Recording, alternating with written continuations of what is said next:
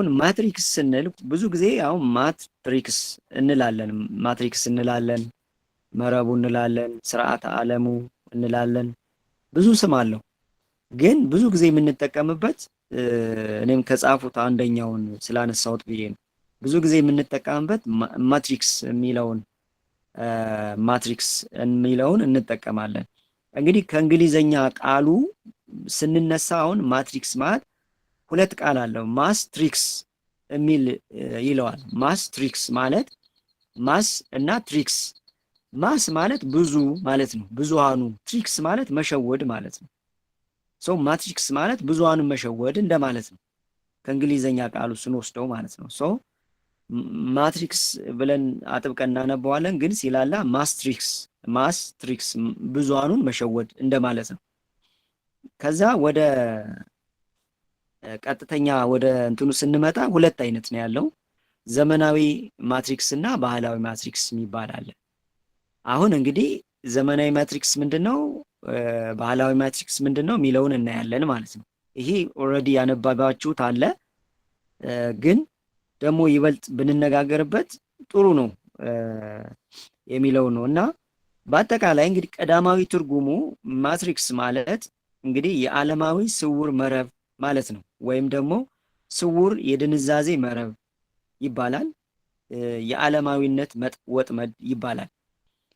ባይዘዌ መዝሙረ ዳዊት ላይ በጣም ብዙ ጊዜ አንብባችሁ ከሆነ ከወጥመዳቸው አድነኝ፣ ከመረባቸው አድነኝ፣ ሾተላቸውን ሳሉ፣ ወጥመዳቸውን ምን ያህል ሳሉ እያለ ብዙ ጊዜ መዝሙረ ዳዊት ላይ ይጠቅሰዋል። ባይዘዌ መረብ፣ ወጥመድ እያለ የሚገልጸው በመንፈስ ቅዱስ በዛ ሰዓት አይቶ አሁን እኛ የምንኖርበትን ስርዓተ ዓለም ነው።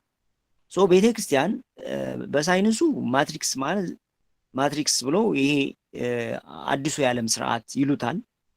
አዲሱ የዓለም ስርዓት ይባላል። እንደገና በቤተ ክርስቲያን ደግሞ ዝንቱ ዓለም ይለዋል። ይሄ ዓለም የዓለሙ ገዢ የሚለው ስጋዊ ዓለም፣ የስጋ ማንነት የተገለጸበት ዓለም፣ ከእግዚአብሔር መንግስት በተቃራኒ የቆመ ዓለም ብሎም ይገለጻል ማለት ነው። ስለዚህ ብዙ አይነት ስም አለ ማለት ነው። እና መረብ ስንል እንግዲህ መረብ ስንል ለምሳሌ እንዲህ ልንረዳ እንችላለን። አሁን የሸረሪት ድር አለ አይደለ? የሸረሪቱ ድር አንዴ ይዘረጋል እና ሸረሪቷ ምንድን ነው የምታደርገው? ያንን ድር ትዘረገውና ትሄዳለች። ከሄደች በኋላ ያ ነገር ምግብ ይዞ ካገኘች ሄዳ ትበለዋለች ማለት ነው።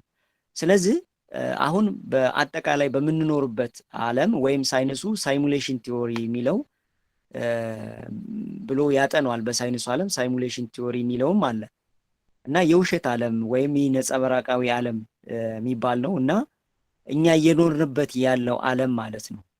በተለይ የስጋዊ ዓለሙ በጣም ገዝፎ የወጣ የነፍሱን እውቀት ያጠፋ ያወደመ የንቃት መጽሐፍቶችን የቀበረ ስጋን ብቻ ማኒፌስት የሚያደርግ ዝንቱ ዓለም ይባላል እና የቁጥርና የምልክት ስርዓተ ዓለምም ይባላል። ምክንያቱም አሁን ተመልክታችሁ ከሆነ ቁጥሩ ይበዛል፣ እንደገና ምልክቱም ይበዛል፣ ሎጎ ይበዛል። አይታችሁት ከሆነ ከቁጥርና ከምልክቱ በስተጀርባ ብዙ በጣም የሚገርም ዲጂታል ድግምቶች አሉት እና ሎጎውን የአንድን ድርጅት ሎጎ ስናይ በአእምሯችን በኩል የራሳችንን ስውር ንቃተ ህሊና በተለይ ንዑስ አእምሮ የሚባለውን የሰው ልጅ ንዑስ አእምሮ የሚባለውን የመቅረጽ ኃይል አለው እና ሎጎዎቹ ከጀርባ የሚቀረጹበት መንገድ በጣም አደግ ያ ማለት ስጋዊ አይናችን ማይረዳው ግን ያንን ሎጎ ስናየው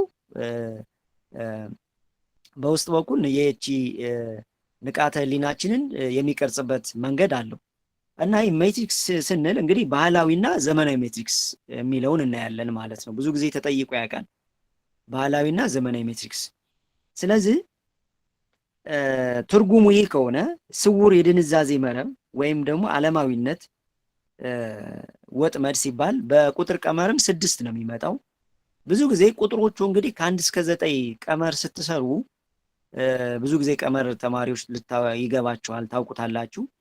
እንግዲህ በቤተክርስቲያን አንድ አስተምሮ 1 እስከ 10 የራሱ የሆነ መንፈሳዊ ሚስጥር አለው። ለምሳሌ 1 ስንል አሃድ ነው፣ አንድ አምላክ ማለት ነው። ያ ማለት ሲንጉላሪቲ ማለት ነው። ሶ የመጨረሻውን ሲንጉላሪቲ ነው የሚሰራ እሱ። ሶ 1 ስንል አምላክ ስንል እሱ ደግሞ አንድን ወስዶ ደግሞ ራሱ አምላክ ለመሆን የሚሰራበትን 0 እና 1 ባይናሪ ኮድ ገልብጦ የሚሰራበትን ኮድ ይሰራል ማለት ነው። ግልብጦች ነው የሚሰራው። ስለዚህ 1 በመንፈሳዊ ዓለምና 1 በስጋዊ ዓለም በሜትሪክስ ቁጥሩ ምን አይነት ነው ስንል እንትኑ ሁሉ ፍቹ ሁሉ ይለያያል። ሶ ይህን አንድ ቀን ከ1 እስከ 9 ያሉ ቁጥሮች በስጋዊ ዓለም በመንፈሳዊ ዓለም ትርጉማቸው ምንድን ነው? የመጨረሻ ሲንጉላሪቲ ስንሰራ መጨረሻ ላይ የሚመጣው ቁጥር በረቂቁ ዓለም ምን ይነግረናል፣ በስጋዊ ዓለም ምን ይነግረናል የሚለውን አንድ ቀን እናየዋለን ለእግዚአብሔር ፍቃድ። ግን በቅርብ ያየሁት የጻፍኩት አለ። ብዙ ጊዜ ሰዎቹ 444 777 888 888 999 እነዚህን ቁጥሮች ተደጋጋሚ ወይ በአጋጣሚ ወይ ሰዓት በማየት ወይ ሞባይል በመሆን ወይም ደግሞ በየትኛውም ነገር ተደጋጋሚ ስናያቸው የራሳቸው የሆነ መልእክት አላቸው። ሶ እነዚህን ስናይ በረቂቁ ዓለም ምን መልእክት እየነገሩ ነው፣ በመንፈሳዊ ዓለም ምን እየነገሩ ነው፣ በስጋዊ ዓለም ምን እየነገሩ ነው የሚለውን መልእክት አላቸው። ይህንን ባይዘው ጽፌዋለሁ በቅርብ ማለት ነው፣ ማንበብ ትችላላችሁ። ስለዚህ እነዚህ ቁጥሮች ሜትሪክስ የሚባለውን በቁጥር ስሌት ጂኦሜትሪያ ስንሰራ 6 ነው የሚመጣው። 6 ስንመጣ የስጋዊ ድካም እንደሆነ ስጋዊ ሆኖ 4ቱ ባህሪያተ ስጋን የሚቆልፍ እንደሆነ 4ቱ ባህሪያተ ስጋ ደግሞ ከ4ቱ ማዕዘናት ጋር እንደሚገናኝ ስውር ዓለም ዝንቱ ዓለም የሚለውን እንደሚገልጽ የስጋዊ ብቻ እንደሚያስብ ያሳየናል ማለት ነው 6 ቁጥር። ስለዚህ ባህላዊ ማትሪክስ ምንነቱና አሰራሩ ምንድን ነው የሚለውን እስኪ እንየው። አሁን ሰው ሜትሪክስ እንዲሁም አንዳንዶቹ ሜትሪክስ ይሉኛል ኮሜንት ላይ ማለት ነው እና እንደ ስም ሁሉ ኮሜንት አርገዋል እኔ ጋር እና ሞር ትርጉሙ ያልገባቸው ሰዎች አሁን አጋንንት ብለን ብንጠራ ያው ይህ ምን አጋንንት ሰይጣን ብንልም ሌላ ነገር ምን ዝም ብሎ ስለ ሰይጣን ሊያወራ ይችላል ምናምን ሊሉ ይችላሉ። ዝሮ ግን አንድ ሰው ሌባ ከሆነ ስሙን ቀይሮ ይመጣል። ማወቅ ያለብን ይሄ ነው። ለምሳሌ በአንድ አበበ በሚባል ስም ሲሰርቅ የቆየ ሰውዬ ስሙን ቀይሮ ደግሞ ምናልባት ከበደ ብሎ ሊመጣ ይችላል።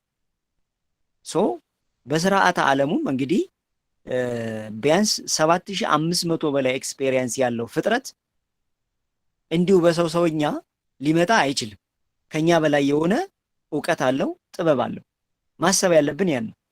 የእግዚአብሔር የቅርብ አማካሪ የነበረ ማለት ነው። እንግዲህ ሳጥናኤል ማለት እኮ ያ ነው። እንግዲህ ተመልከቱ 99 ነገደ መላእክቱን የሚመራ እላይ ሆኖ ከፍ ብሎ የተፈጠረ ፍጥረት የያዘውን ጥበብ ተመልከቱ፣ የያዘውን ዕውቀት ተመልከቱ። ባይዘው ጥበቡና ዕውቀቱ ካለ ስልጣኑ ነው የተወገደ አይደል? ያ ሁሉ ከመጣ ዓለም ላይ ምንድን ነው እየተሰራ ያለው ነው። ስለዚህ እሱ በግልብጦች ነው የሚሰራው ነው። ምክንያቱም በቅዱሱ ዓለም አይሳካለትም። ለምን? ኦልሬዲ ስልጣኑ ስለተወገደ፣ ስልጣኑ ስለተወሰደ፣ ስልጣኑ በቅዱሱ ዓለም አይሰራለትም። ኦፖዚት ነው የሚሰራው፣ እሱ ግልብጦች ነው የሚሰራው። ስለዚህ ቅዱሱን ዓለም በግልብጥ ወደ እርኩስ፣ ቅዱሱን ብርሃኑን ዓለም በግልብጥ ወደ ጨለማ ነው የሚሰራው። ስለዚህ በዚህ ሴንስ ነው መረዳት ያለብን ማለት ነው አንድን ነገር።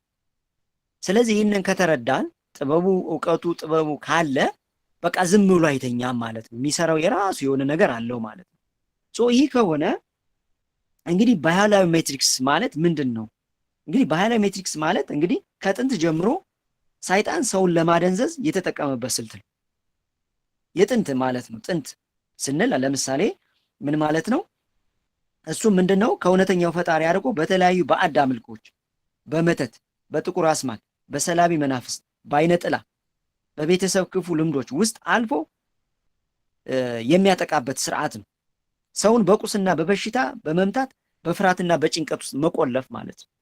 ይሄ እንግዲህ ምንድነው? ባህላዊ ወይም ደግሞ ምን ልንለው ባህላዊ ኋላ ቀር ሜትሪክስ ልንለው እንችላለን። ባይዘው በጣም ባይዘው በጣም ወሳኝ ርዕስ መለየት ስላለብን ነው ያነሳሁት።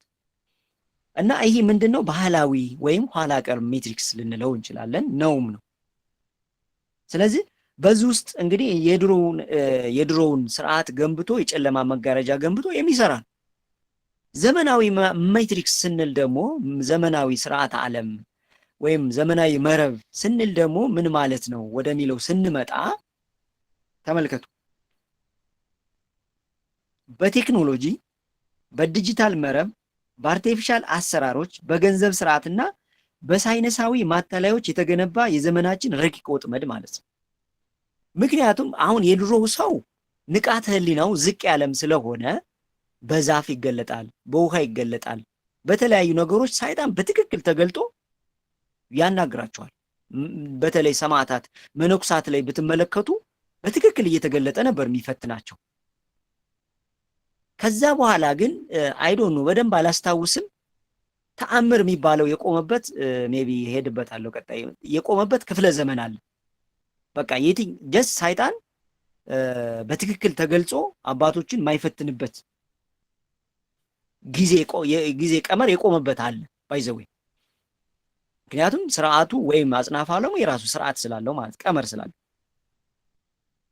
ስለዚህ በዛ ነበር የሚገለጸው። ይሄ ግን የሰው ንቃተ ህሊና ከፍ ሲል ምንድን ነው የሚሰራው? በግልብጦሽ እንግዲህ ጥበብ ከእግዚአብሔር ዘንድ ነው የሚወጣው የሰው ልጅ እንዲጠቀምበት እንዲነቃበት፣ በተለይ መክሊቱን ተጠቅሞ ነፍሱን እንዲያተርፍበት ነው።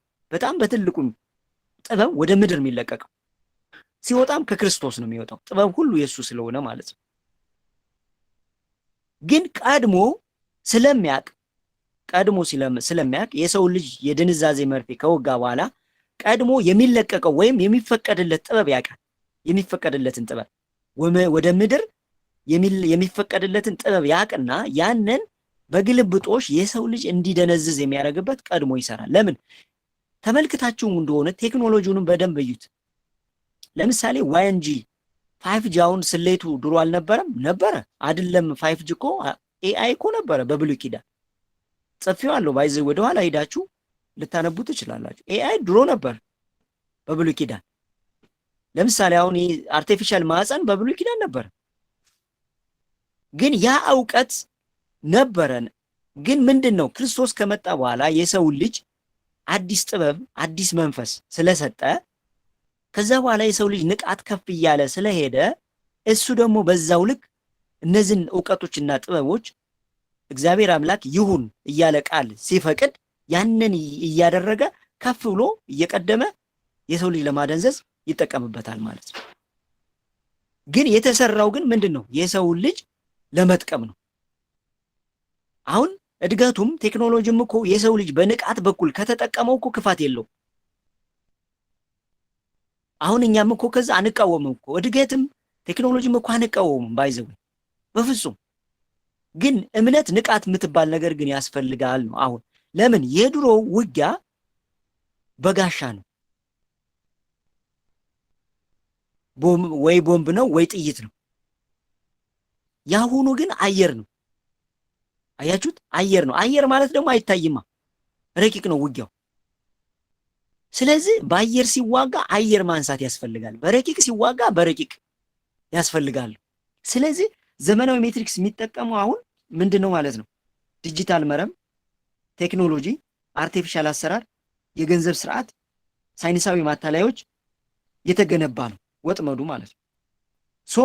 ሰውን ከአምላኩና ከተፈጥሮ ነጥሎ ሌትና ቀን በስክሪን በምስል ድንዛዜ ውስጥ የሚያሰምጥ የሰውን ባህሪ ንዝረት ሰልቦ ወደ ዲጂታል ባሪያ የሚያደርግ የረቂቅ ቁጥጥር ስርዓት ነው። ረቂቅ ነው፣ በጣም ረቂቅ ነው። አንድ ሰው ስክሪን ላይ በጣም ብዙ ሰዓት ሲቆይ አእምሯችን ምን ያህል እንደሚደነዝዝ ተመልከቱት። ባይዘይ በኋላ አመጣበታለሁ በደንብ እንዲገባን በምሳሌ ይገለጻል። አንድ ሰው ስክሪኑ በራሱ ይሄ ብርሃን ብሉ ላይቱ ራሱ የተሰራው ከብርሃን ነው። እግዚአብሔር አምላክ ወደ ምድር የሚለቀው ብርሃን አለ። ያ ብርሃን በግልብጦሽ ተሰርቶ ነው። ለምሳሌ ካሜራውን ሲሰራ ካሜራውን የተሰራው ከሰው አይን ነው። የሰው አይን ተወስዶ ነው። ለምን? ግልብጦሽን ሲጠቀም የእግዚአብሔርን ፍጥረት እስከ መጨረሻው ብትንትንትን አድርጎ ይፈታዋል። ብትንትንትን አድርጎ ከፈታ በኋላ እንደገና ያንን በግልብጦሽ እንዴት አድርጌ ልግጠመው ብሎ ነው የሚሰራው። ያ ማለት እንግዲህ የሥላሴን ፍጥረት በታትኖ ሌላ የራሱን አልጎሪዝም ወይም ስልተ ቀመር መጫን እንደማለት ነው። ተመልከቱ። ስለዚህ ይህ ምንድን ነው የሚያደርገው? ድንዛዜ ነው ማለት ነው። ዲጂታል ባሪያ ያደርገዋል። ሰው ደምግባቱ ይቀንሳል፣ መንፈሳዊ ኃይሉ ይቀንሳል፣ ድንዛዜ ውስጥ ይሆናል። ሳዛ ስለ ነፍሱ መዳን አያስብም። ስለ ስጋዊ ብቻም ቢያስብም ስጋዊን እንኳን ለመቀየር አይነሳም። ዓላማ የለውም። በቃ ይደነዝዛል። ዝም ብሎ ድንዝዝ ጉዝ ይሆናል ማለት ቁስ ይሆናል ማለት ቁስ። ያ ማለት አራቱ ባህሪያተ ስጋ ይገዝፋሉ። አራቱ ባህሪያተ ስጋ መጋረጃው ከፍ ይላል። ሶስቱ ባህሪያተ ነፍስ ወደ ውስጥ ይገባሉ ማለት ነው። 7 ስለሆነ ማለት ነው። እንግዲህ ለመረዳት አንድ ምሳሌ እናንሳ። ለምሳሌ እንግዲህ አንድ እስረኛ በጥንቱ ዘመን በግልጽ በሚታይ በከበደ የብረት ሰንሰለት እግሩን አስሮ የጨለማ ቦታ ላይ ይታሰራል። ድሮ አይታችሁ ከሆነ አንድ በቃ ወንጀለኛ እጁም እግሩም ይታሰርና ደስ ጥቁር የሆነ ወይም ጨለማ የሆነ ቦታ ላይ ታስሮ ይገባል። ያ ማለት ያ ሰው እንደታሰረ አውቆ አይኑ እያየ ነው እኔ ታስሬያለሁ ብሎ ይቀመጣል። በብረት ሰንሰለት እግሩ ሁሉ ነገር ታስሮ። ይሄ ባህላዊ ሜትሪክስ ልንለው እንችላለን። ባህላዊ ስውር መረብ ማለት። ዘመናዊ ጋር ስንመጣ ግን በጣም የሚገርመው ያንን ሰውዬ ብላችሁ አስቡት። ውብ በሆነ የብርሃንና የቪዲዮ ምስል በተሞላ ክፍል ውስጥ አስገብተህ አእምሮ በምስሉ እንዲደነዝዝና ከዛ ክፍል ውስጥ መውጣት እንዳይፈልግ ብታደርገው፣ ይሄ ዘመናዊ ሜትሪክስ ነው። እስረኛው ነፃ የሆነ ይመስለዋል። ነገር ግን አእምሮ በፍጹም ተቆልፏል ማለት ነው። እዩት ልዩነቱን። አሁን ይህን ነው ማየት ያለባችሁ። ለዛ ነው ኮምፎርት ዞን ላይ አሁን ቴሌቪዥንም ሚዲያውንም ተመልከቱ። በየቅጽበቱ በየ2 ደቂቃው የሚተዋወቀውን ነገር ዲጂታል ዓለም ነው የሚተዋወቀው። ዲጂታል ዓለም እኮ መተዋወቁ አሪፍ ነው፣ ግን ምንድነው ኮምፎርት ዞን እየፈጠረ ነው። ኮምፎርት ዞን ሲፈጥር ምንድነው የሚሆነው? ሰው በምቾት ዞን ውስጥ ይገባል፣ ይቆለፋል። በምቾት ዞን ውስጥ ሲቆለፍ በራሱ ጊዜ ሥላሴ የሰጠውን ነፃ ፈቃድና ነፃ ምርጫ በራሱ ጊዜ ምን ያደርጋል? ይሰጣል፣ ይሰለባል። በቃ በራሱ ጊዜ። ለምን? ክርስቶስ ሰይጣን ሄዶ ምን ብሎታል? ከዚህ በኋላ አንተን አልፈልግ ብለው የመጡትን ስጠኝ ብሎታል እኮ። አዎ ውሰድ ብሎታል። እኔን አልፈልግም ብለው ይህን ውለታ ሁሉ ተውሎላቸው በራሳቸው ነፃ ፈቃድና ምርጫ አንተን ብለው ከመጡ ውሰድ ብሎታል። ይህ አግሪመንት ነው ባይዘው። ለምን? ነፃ ምርጫ ነፃ ፈቃድ ስላለ ማለት ነው። ነፃ ምርጫውና ነፃ ፈቃዱን ግን የሚቀማው የሰው ልጅ በአንዴ አይደለም። የመጀመሪያው የድንዛዜ መርፌ መፈጠር አለበት። ብዙ ነገሮች በድንዛዜ ውስጥ መከተት አለባቸው። ስለዚህ ይህ ሰው ያለው ምቾት ዞን ውስጥ ቤት ውስጥ ነው። መብራት አለ፣ ቪዲዮ ያያል፣ ውሃ አለ፣ ኤቭሪ ነገሩ ሁሉ ምቾት ዞን።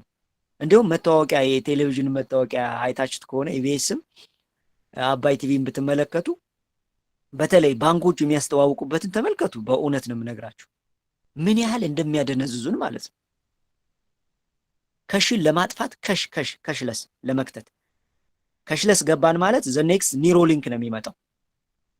ባይዘው ኒሮሊንክ ማለት ቺፕ ሜትሪክስ ማለት ነው። ቺፕ ሜትሪክስ ማለት ኢምፕላንቴብል ማለት የሚቀበረው ማለት ነው። ግን ከዛ በፊት ግን በብዙ ነገር መደንዘዝ አለብን።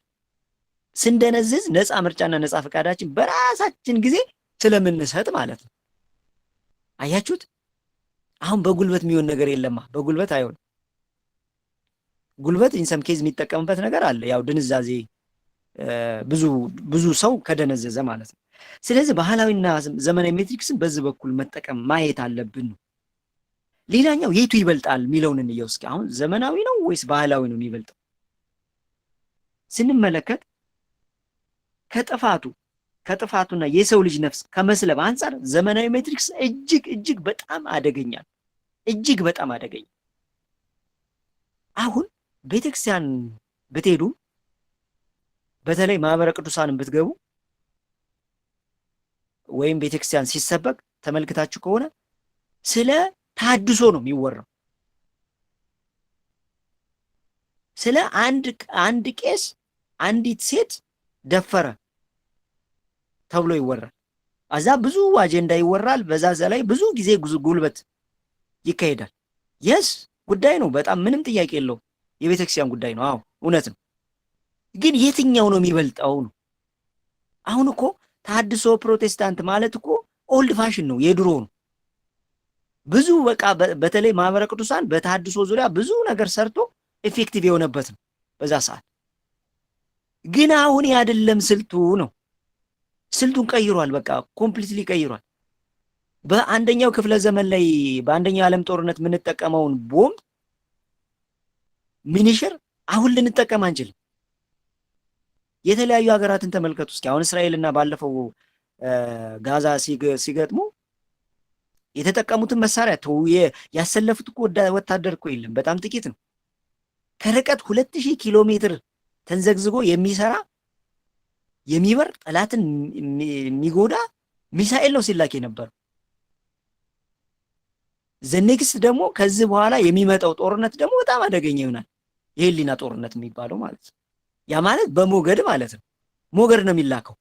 አሁን ባዮወፈን የሚባለው ለምሳሌ ኢትዮጵያ ውስጥ ያሉ እጽዋት እንዳያፈሩ ኤቭሪ ነገራቸው ጄኔቲካሊ ተቆልፏል። ከዛ ላይ ደግሞ በርቀት ሆኖ የሚለቀቁ በሽቶች አሉ። ለምንድን ነው አቮካዶ እንደው ማይበቅለው? ለምንድን ነው እንደዚህ ማይሆነው? ምንለው እኮ ዝም ብሎ አይደለም። በርቀት በጣም ከፍተኛ የሆነ ስውር ጦርነት አለ።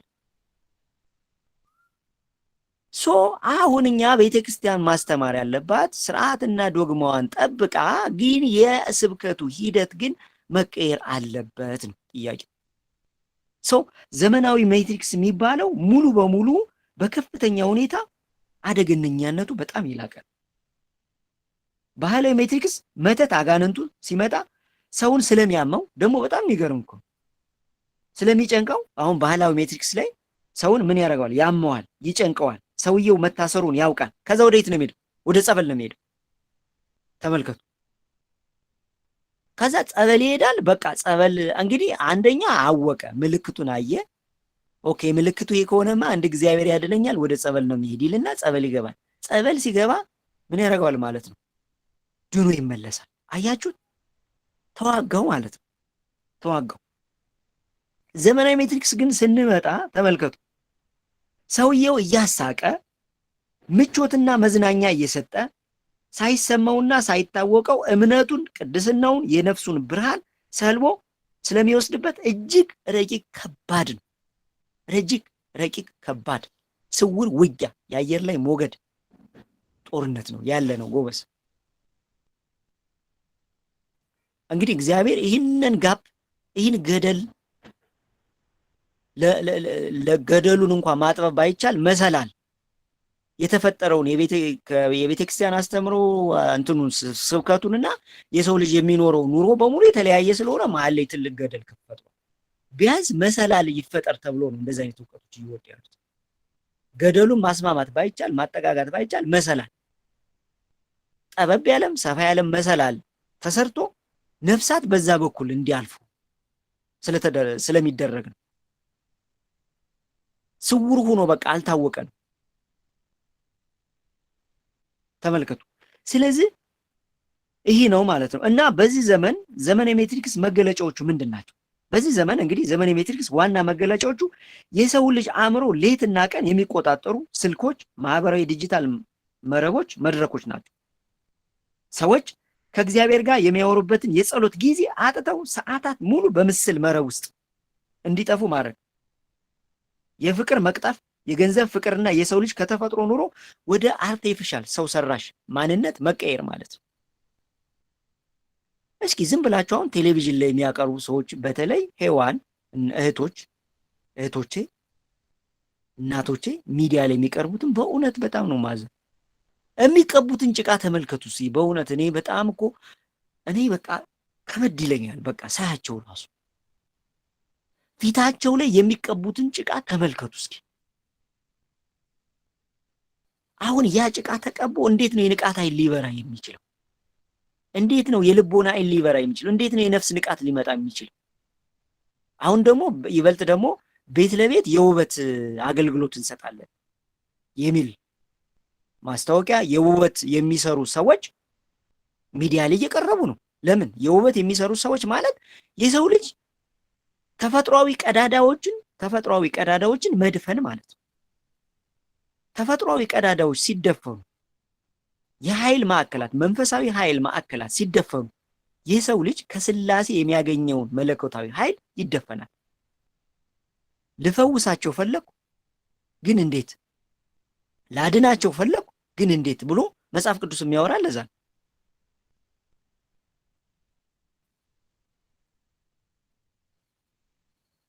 እና የስጋን ውበት ተመልከቱ። ስቲል የምንቀበው ጭቃ አሁን ጀስት ፊታችን ላይ የምንቀበው ጭቃ ራሱ ከምን ይሰራል?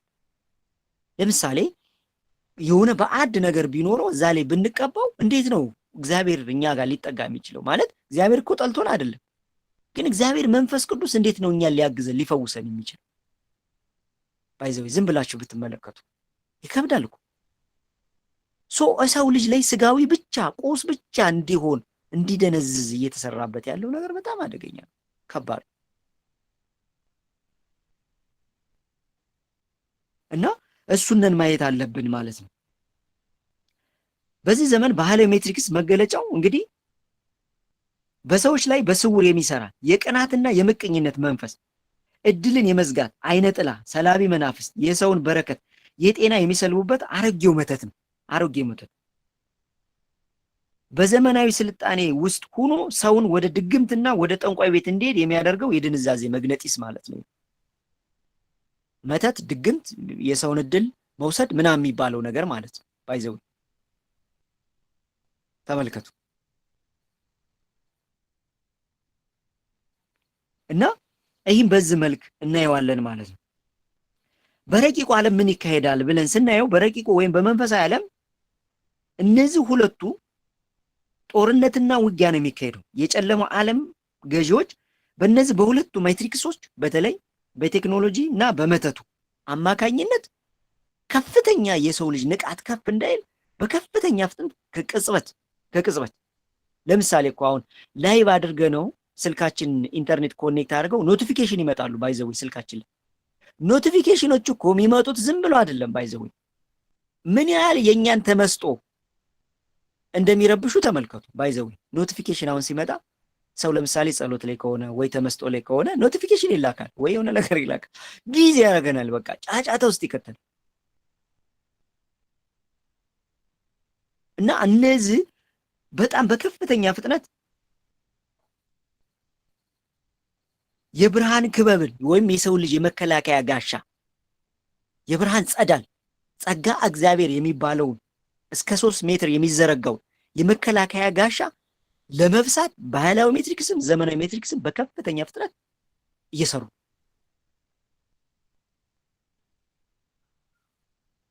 ነው። በአንጻሩ ግን ምንድነው የእግዚአብሔርና የቅዱሳን መላእክት ቅዱሳን አባቶች ጸሎት የሰው ልጅ ነፍስ ከነዚህ መረቦች እንዲላቀቁ ደግሞ ከቀን ከሌሊት እየሰሩ ነው። ደግሞ በሚገርም ሁኔታ አሁን የብርሃን ወታደሮች አሉ ምንለውም በዛ ነው። አይታዩም አሉ፣ ሌሊት ግን ቆመው የሚያድሩ አሉ። ቆመው ማለት ነው ሲዋጉ የሚያድሩ። ይሄ ባህላዊና ዘመናዊ ሜትሪክስ ወደ ሰው ልጅ የሚልከውን ጦርነት በአይናቸው የሚያዩ የንቃት አይናቸው የልቦና አይናቸው ተከፍቶ ያን እያዩ እንቅልፍ ማይተኙ የብርሃን ወታደሮች አሉ ምድር ላይ ማታ ላይ ቆመው የሚያድሩ ማለት ነው፣ የሚዋጉ። በእነሱ ጸሎት ነው ያለን። እነዚህ ከተማ ውስጥ አሉ፣ ገዳም ውስጥም አሉ። ለምሳሌ ባዮሜትሪክስ እና ዘመናዊ ሜትሪክስን እስኪ ትዳር ላይ እንየው። በጣም በሚገርም ሁኔታ አሁን ትዳር ላይ እንየው። በጣም የገረመኝ ማለት ነው ባዮሜትሪክስ አሁን ትዳር ላይ እንግዲህ በአንድ ባልና ሚስት መካከል መተት በመስራት በግልጽ ጥልና ጩኸት ይፈጥራል። መተት ይላካል። ሚስትየው የሆነ ነገር ትላለች፣ ባልየው የሆነ ነገር ምን አባሽ ይመጣል። ወይ ሚስትየው እንዳትታዘዝ ወይ ደግሞ ባልየው እንዳይታዘዝ ወይ ደግሞ ዝም ብሎ ቁጭ እንዲል እንዲደነዝዝ ስራ እንዳይሰራ ገቢ እንዲቀንስ ምናምን ጀስት መተት ይላካል። ይሄ ባዮሜትሪክስ ነው። ዘመናዊ ሜትሪክስ ደግሞ በትዳር ላይ ስንመለከተው ተመልከቱ። አንድ አልጋ ላይ ተኝተው እያንዳንዱ የራሱን ስልክ እያየ እርስ በርስ ሳይነጋገሩ ፍቅር ሳይለዋወጡ ትዳራቸው በጸጥታና በብርሃን ምስል ድንዛዜ ውስጥ እንዲሞት ያደርጋል።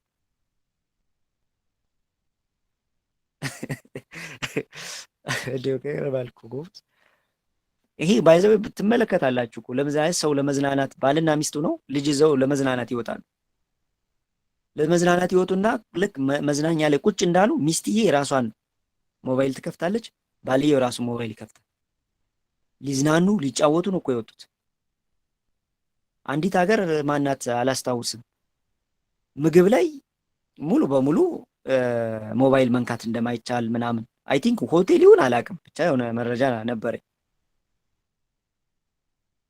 እንግዲህ ተመልከቱ፣ ባልና ሚስት አንድ አልጋ ላይ ነው ያሉት። ኦኬ ሰላም ነው የሚመስሉት። ኦኬ አዛ እሱ የራሱን ስልክ ይዛል፣ እሷም የራሷን ስልክ፣ ደስ ሳይነጋገሩ ሳይግባቡ ማዕከላቸው ላይ ከፍተኛ የሆነ ክፍተት በመፍጠር ሁለቶቹም በድንዛዜ ውስጥ በምስል ዓለም ውስጥ እንዲሞቱ ማድረግ ማለት ነው። ደረቅ እንዲሆኑ ማድረግ ማለት ነው። ከዛ በኋላ እሱ ወይ ደግሞ ሌላ ወንድ የምታወራ ነው የሚመስለው፣ እሱ ወንድየው ደግሞ ሌላ ሴት እያወራ ነው የሚመስላት። በዚህ መሀል እንግዲህ የሚፈጥረውን ከፍተኛ ነገር ተመልከቱ። አሁን የቱ ይበልጣል ሲባል እንግዲህ እስኪ ተመልከቱ፣ የቱ ነው የሚበልጠው ብለን ስነዚህ ዘመናዊ ሜትሪክስ በተለይ በሞባይል ላይ ያለው የትዳር መፋረስ፣ የትዳር መቀዝቀዝ፣ ፍቅር መቀነስ ተመልከቱት። ምን ያህል ፍቺዎቹ አሁን በጣም እየጨመሩ ነው ተመልክታችሁ ከሆነ። ምክንያቱም አሁን ያለው ዲጂታሉ ዓለም ሚስት ቢቸግራት እንኳ ጀስት ጎግል አድርጋ የሆነ አማካሪ ጋር ምናምን ማለት ትችላለች። ወንዱም እንደዛው ከመነጋገር ይልቅ ወደ የት ነው የሚሄደው? ወደ ኤክስተርናል ሶስተኛ ወገን ይሄዳል። ሶስተኛ ወገን ከገባ ደግሞ አደገኛ ያደርገዋል ትዳርን ማለት ነው። ትዳር ማለት እኮ 3 ነው አይደለ? ቀመሩ ስንሰራው 3 ነው የሚመጣው። ባል አለ፣ ሚስት አለች። ከዛ 3 የሚመጣበት ስላሴ እንደገቡ ስለሚያሳይ ቁጥሩ 3 ነው የሚመጣው። በሁለቱ መካከል ስላሴ እንዳሉ ለማሳየት። ስለዚህ ይህን ያህል ነው እየተካሄደ ያለው ማለት ነው ጦርነቱ። ሌላ የሁለቱ ሜትሪክሶች መጋጠም ወይም የመጨረሻው ዘመን ሴራ እንመልከተው እስኪ። እንዴት እንደተዋሃዱ ደግሞ አሁን እንያቸው። እንዴት ነው የተዋሃዱት? በአሁኑ ሰዓት ሁለቱም ሜትሪክሶች እርስ በርሳቸው ተገጣጥመዋል። የጨለመው ዓለም ሰዎች አሁን መተትና ድግምቱን በዲጂታል ምስሎች፣ በሙዚቃ፣ በቴክኖሎጂ መረቦች ውስጥ በመክተት በሰው ልጅ ላይ ይረጩታል። ለምሳሌ ድሮ እንግዲህ አንድ ድግምት ሲሰራ ተመልክታችሁ ከሆነ አንድ ሰው ታርጌት አድርጎ ነው የሚሰራው። አሁን ግን አንዲት ድግምት የተሰራባት ሴት ወይም ወንድ ሶሻል ሚዲያ ቢወጣ በአንዴ ቫይራል ይወጣል። ቫይራል ወጣ ማለት ደግሞ ተመልከቱ ምን ያህል የጨለማ አሰራሩን ለሙሉ ዓለም ሕዝብ እንዳደረሰው ተመልከቱ። ምን ያህል እንዳፈጠነው ማለት ነው። ለምሳሌ ድሮ ቤት ላይ የሚቀር ጉድ ቢሰማ በባዮሜትሪክስ ጎረቤት ነው የሚሰማው፣ ወይ እናት አባት ምናምን ነው የሚሰማው። አሁን እኮ ታዋቂ የሆኑ ሰዎች ወይም ደግሞ የምታከብራ ሰዎች ለምሳሌ ተፋቱ ቢባል በአንድ ቀን ቫይራል ይወጣል። ቫይራል ማለት ብዙ ህዝብ ላይ ደረሰ ማለት የጨለመው ኃይል ምን አይነት ተንኮሉን ባንዴ ብዙ ህዝብ ላይ መትከል እንደቻለ መመልከት ትችላላችሁ። ባይዘው የሙዚቃውን ኢንዱስትሪ ተመልከቱት። የሙዚቃው ኢንዱስትሪ በምን ያህል ፍጥነት እየሄደ እንዳለ፣ ሰውን ምን ያህል እያደነዘዘ እንዳለ ተመልከቱት። በሳይንሱ ኤቲዝም የሚባለው እምነት ምን ያህል በሳይንስ እንደሚያምን ሰው ተመልከቱ። በፋሽን ምን ያህል ሰው ያምናል? በታዋቂ ሰዎች ምን ያህል ሰው ያምናል? በጣዖት ምን ያህል ሰው ያምናል? ይህንን ሁሉ ሰው የተያዘበትን ሰው በሙሉ ተመልከቱና እንዲው ንጹህ ነፍስ ሆና እግዚአብሔር የምታመልክ እውነት ላይ ጻድቅ ሆና የቆመችን ነፍስ ደግሞ ብዛቷን ተመልከቱ። በተለይ ከውጭ ዓለም የምትኖሩ ሰዎች እኮ ብዙ ነገር ታያላችሁ። ምን ያህል ይህን ሰንሰለት እንደዘረጋው ብዙ ነፍሳትን እንዴት አድርጎ እንደዋጠ የኖህ ዘመን ቀጥታ እየኖርነን እንደሆነ ከኖህ ዘመን በላይ እየኖርነን እንደሆነ ብዙ ነፍሳት በዛ ሰንሰለት ውስጥ ታስረው አንድን አባት እግዚአብሔር አምላክ በራእይ ያሳያቸዋል እና ያሳያቸው ምንድን ነው? የመጨረሻው ዘመን ጸሎት ካደረጉ በኋላ ወደ ላይ ሲመለከቱ ሙሉ የሰው ልጅ ኢንሰም ኬዝ አንዳንድ ነፍሳት ነፃ ሆነው ግን አብዛኛው ማለት ይቻላል ነፍሳት በሆነ ሰንሰለት ውስጥ ተይዘው ያሳያቸዋል። ካሳያቸው በኋላ ወደ እግዚአብሔር ይጸልዩና እንደ እግዚአብሔር ስለሚወዳቸው ይመጣል። አምላኬ ሆይ እዚህ ሁሉ ሰንሰለት የሰው ልጅ እንዴት ነው የሚተርፈው ብሎ ጠየቃቸው። ብሎ እግዚአብሔር አምላኩ ሲጠይቅ አምላክ መልስ የሰጠው ምንድን ነው? እውነት ነው። በዛ ሰዓት ትህትናን የያዘ ቅንነትን የያዘ መሻትን የያዘ ትጋትን የያዘ ከዚህ ወጥመድ ይወጣል ብሎ ነው የመለሰላቸው። ትህትና፣ መሻት ለመዳን ለመጽደቅ፣ ቅንነት ሰዎችን ለመርዳት በጎ ለማድረግ እነዚህ ሁሉ ምግባር ናቸው ከእምነት ጋር ሆነው ማለት ነው። ቅንነትን እግዚአብሔር ታሸንፈዋለች ይላል። አንዲት ነፍስ ከዚህ ሰንሰለት ስትወጣ ከሶስተኛው ልኬት ወጣ ወደ አራተኛው ልኬት ስትገባ ራሷ ይታወቃታል። በንዝረት ታውቀዋለች፣ በሰውነት ቅለት ታውቀዋለች፣ በንቃት ታውቀዋለች። ስትጠረጥር ማለት ነው መጠርጠር ትጀምራለች። የምትመለከትበት ነገር ሁሉ ይቀየራል። መንቃት ስትጀምር ይሄ ቅድም እንደነርኳችሁ ይህ መረብ ስለሆነ ሜትሪክስ ማለት መረብ ነው። በቃ መረቡ ማለት ደግሞ ሳተላይት ኢንተርኔት ከላይ ሆኖ የሚረጩት ሞገድ አለ። እዛ መረብ ውስጥ ሰንጥቃ ነው የምትወጣው። ሰንጥቃ ስትወጣ እንደ ኮከብ ነው የምታበራ። እንደ ኮከብ ስታወራ በረቂቁ ዓለም እነዚህ የብርሃን ወታደሮች አባቶች፣ ስውራን አባቶች ያዩዋታል። በሚያዩባት ሰዓት የጸሎት ድጋፍ ይልኩላታል። የጸሎት ድጋፍ ሲልኩላት ያ ኃይሏ እንደገና ሌሎችን ነፍሳት ደግሞ እንድታጠምድ እንድታወጣ ደግሞ እድል ትከፍታለች። ለዛ ነው አንዲት የነቃች ነፍስ በዙሪያዋ ከ1000 በላይ በማትሪክስ ድንዛዜ የተያዘ ነፍስ የማንቃት እድል አላት የሚለው በረቂቁ ዓለም። ምን ያህል ያስፈልገናል ነው አሁን እኛ። ስለዚህ እንግዲህ በጣም እየሄደበት ያለውን ፍጥነት ማየት ያለብን በሜትሪክስ ባህላዊ ሜትሪክስ እና ዘመናዊ ሜትሪክስ ይህንን ነው ማለት ነው። እንግዲህ ይህ መገጣጠም የሰው ልጅ ሕሊና ፍጹም አሳውሮ ለቀጣዩ የጨለማ አገዛዝ ዝንክስ የሚመጣው 2030 አጀንዳ ለመቆለፍ ነው። ምን እናድርግ ወደሚለው አጠር ስናይ እንደ መፍትሄ ምን እናድርግ የምትለዋን እናይና እንጨርሳታለን። እንግዲህ በየቀኑ የዝምታ ጊዜ፣ ከጫጫታ ወጥቶ የዝምታ ጊዜ፣ ዝምታን በጸሎት ማሳለፍ፣ ወደ ውስጥ መመልከትና ወደ ተፈጥሮን ማድነቅ፣ ወደ ተፈጥሮ መመለስ። ዝምታ የሚባለው ለ15 ደቂቃ መጠቀም፣ ነፍስ ከስላሴ ጋር መረጃ እንድትቀበል እንድትገናኝ መፍቀድ።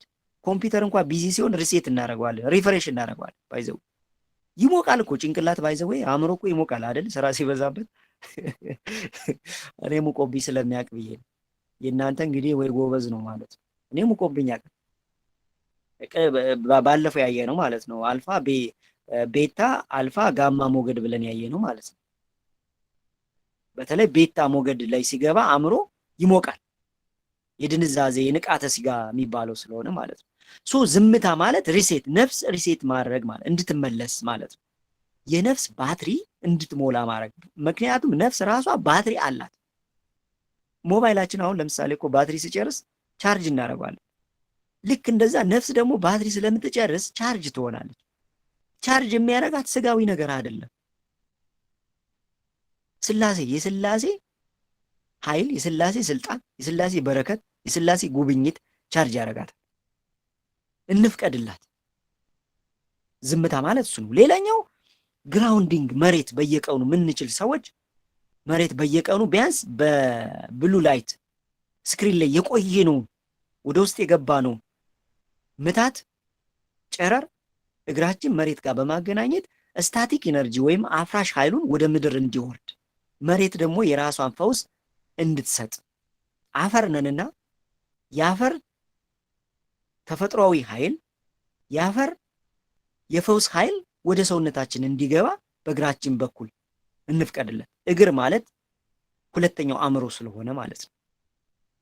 ታችኛው መረጋገጫ እግራችን ሁለተኛው አእምሮ ነው። ባይዘው የሰው ልጅ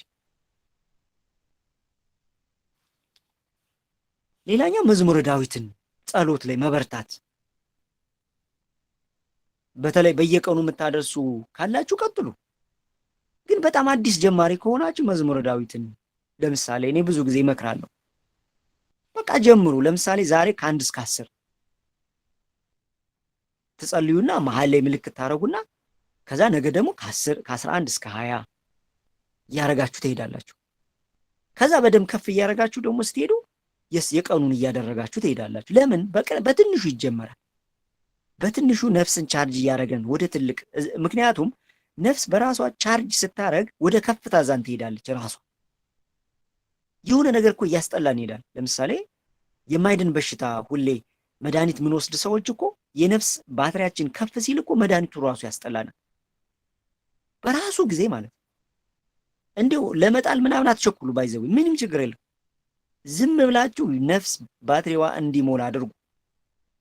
ከዛ በኋላ እንትኑ መድኃኒቱ ራሱ እንዴት እንደሚያስጠላችሁ ታዩታላችሁ። እምነታችሁ ስለሚጠነክር ማለት ነው። በስላሴ ላይ ያለ እምነት ስለሚጠነክር።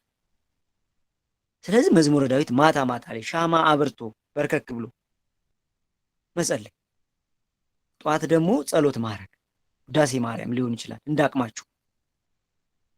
በቃ ይሄ የማይቋረጥ ድግግሞች ነው። በቃ ለውጥ ለምን አይመጣም? በቃ ይመጣል። በተቻለ መጠን በቃ ምንችለውም በተመስጦ ተመስጦ እንኳን ባይኖርም ትግል ላይ ነን። በቃ ጦርነት እንደሆናችሁ አስቡ። እየጸለይነን ጦርነት ተመስጦ የለም። በቃ ትግል ላይ ናችሁ። ጦርነት ላይ እንደሆናችሁ ተረዱትና ቀጥሉ። ይቀጥል። በቃ አይቋረጥ። እኛ ምንናገረው ቃል ምንም ላይሆን ይችላል። ምንናገረው ቃል ግን ለጨለማው ኃይል ግን ምን እንደሆነ ያውቀዋል። እውነታው ያ ነው።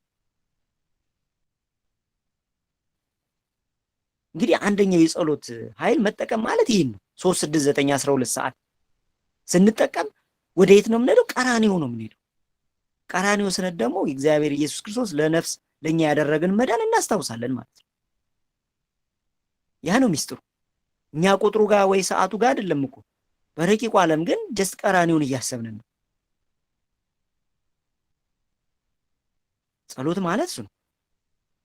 ሰው የጸሎት ኃይልን መጠቀም። ሌላኛው የጭስ ኃይልን መጠቀም። የጭስ ኃይል ማለት እንግዲህ እዚህ ላይ እጽዋት ይመጣሉ። በተለይ እጽዋት በዚህ ዘመን ከየትኛውም በላይ በጣም የሚያስፈልጉበት እጽዋት በተለይ በዚህ ዘመን ከየትኛውም ሰዓት በላይ የሚያስፈልጉበት ጊዜ ላይ ነው ያለው። ለምን በሉ? ምክንያቱም ጦርነቱ ምንድነው? አየር ነው፣ ሞገድ ነው አሁን ጨዋታው።